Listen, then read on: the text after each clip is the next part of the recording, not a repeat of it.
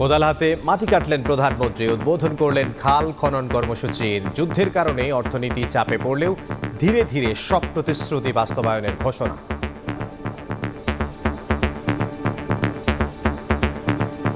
কৃষক ভাইদের জন্য কিন্তু যেমন সুদ মওকুফ করেছি, আজকে খাল কাটার কাজ শুরু করেছি। মা বোনদের কাছে যেরকম ফ্যামিলি কার্ড দিচ্ছি, কৃষক ভাইদের কাছে আমরা কৃষক কার্ড দিব। মধ্যপ্রাচ্য এই যুদ্ধ শুরু হওয়ার কারণে স্বাভাবিকভাবেই দেশের অর্থনীতির উপরে একটু চাপ পড়েছে।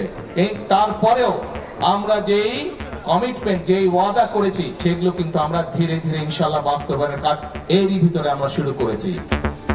জেলায় জেলায় কৃষকের উচ্ছ্বাস, সেচ সুবিধা সহ স্বাভাবিক পানি প্রবাহে পরিবেশ উন্নয়নের আশা।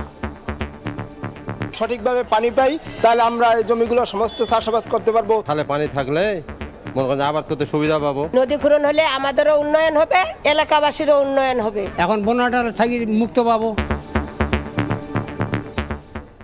দেখছিলেন প্রধান শিরোনাম, সন্ধ্যার সময় সঙ্গে আছে আমি ইমদাদুল হক। এবার অন্যান্য শীর্ষ সংবাদ।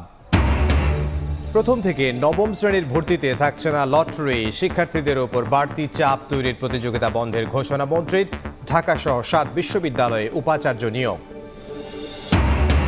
স্বজনের সঙ্গে ঈদ করতে রাজধানী ছাড়ছে মানুষ, যাত্রী বোঝাই করে ছাড়ছে ট্রেন, বাস ও লঞ্চেও চাপ। বাড়তি ভাড়া নিলে ব্যবস্থার হুঁশিয়ারি মন্ত্রীর।